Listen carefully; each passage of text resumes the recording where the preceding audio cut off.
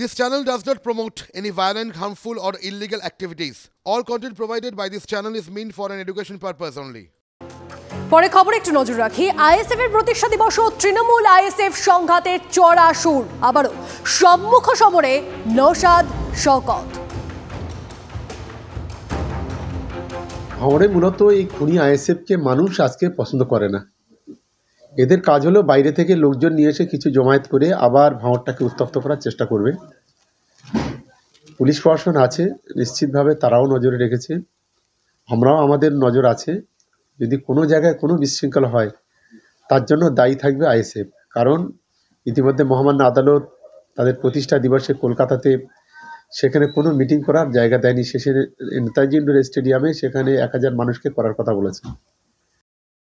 কে ওই নটোরিয়াস ক্রিমিনালটা কথা বলছে? তো নটোরিয়াস ক্রিমিনালটা তো বাইরে থেকে ভোটের সময় লোক নিয়ে এসেছিল। সিসিটিভি ফুটেজ আমরা বারবার বলছি প্রিজার্ভ করা হোক। ভাঙড়ে এক্সিট এন্ট্রি পয়েন্টগুলোতে কত গাড়ি এসছে না এসছে, জীবনতলা থেকে রুটের গাড়ি ভাঙড়ে যেদিনকে বিজয়গঞ্জ বাজারে বড় দুর্ঘটনা ঘটলো, আমাদের কর্মীকে গুলি করে মেরে দিল, সেদিনকে কিছু গাড়ি মানে জনতা আগুন লাগিয়ে দিয়েছিল বা কেউ আগুন লাগিয়ে দিয়েছে বলতে পারবো না, সেটা তদন্ত সাপেক্ষ। সেই গাড়িগুলোর নাম্বারগুলো কোথাকার গাড়ি এখনো পর্যন্ত সিআইডি কি সেই গাড়ি নাম্বারের মালিকগুলোকে ডেকে জিজ্ঞাসাবাদ করেছে? খোঁজ নিন, খোঁজ নিলে দেখা যাবে শওকত মোল্লা সাহেবদের কোনো নেতৃত্বদের মাধ্যমে ভাড়া করে গুন্ডামস্তা নিয়ে এসেছিল। উনি বাইরে থেকে লোক নিয়ে আসে, উনি সবসময় ভাবে অন্যদের কথা। ভাঙড়ে আমাদের যা লোক আছে ওরকম 4টে বিজয়গঞ্জ বাজার মাঠ লাগবে পুরো, মানে যদি সবাই একসাথে উঠে আসে, বাইরের লোকের প্রয়োজন নাই। প্রদীপ্ত আমাদের প্রতিনিধি আমাদের সঙ্গে রয়েছেন, সরাসরি প্রদীপ্তর সঙ্গে কথা বলি। প্রদীপ্ত, নওশাদ সিদ্দিকী এবং শওকতের যে চাপানুতোর, রাজনৈতিক চাপানুতোর, সেটা আজকে আইএসএফ এর প্রতিষ্ঠা দিবসও থেমে থাকলো না।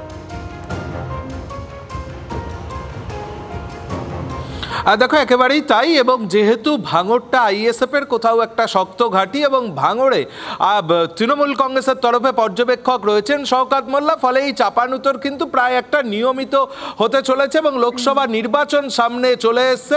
ফলে সেই জায়গা থেকে হয়তো এই চাপানুতোরটা আরও বাড়বে বলেই মনে করছেন ওয়াকিবহাল মহলের অনেকে, এবং প্রতিষ্ঠা দিবসও তার বাইরে থাকলো না। তবে এখনো পর্যন্ত যা খবর তাতে এই প্রতিষ্ঠা দিবসকে কেন্দ্র করে অন্তত কোথাও অশান্তির কোনো খবর নেই।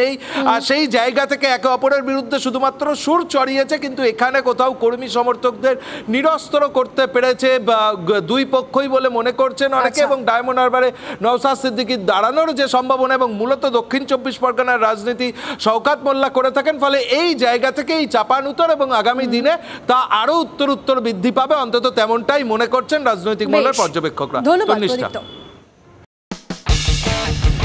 কোনো পুরনো খবর নয়, সকাল থেকেই পুরো দিনের আভাস, লোকাল থেকে গ্লোবাল। ঘটনাস্থল থেকেই রিপোর্টারের মুখে শুনে নিন আসল ঘটনা। দিন শুরু করুন TV9 বাংলার সঙ্গে। সকালে প্রথম ব্রেকিং অ্যাট 7, সকাল 7টায়, সকাল 8টায় দেখুন 8 reporter 8 exclusive. News express at 9 দেখুন সকাল 9টায়। 10 খবর 10 রিপোর্টার অন দ্য স্পট সকাল 10টায়। লোকাল টু গ্লোবাল অ্যাট 11 দেখুন সকাল 11টায়।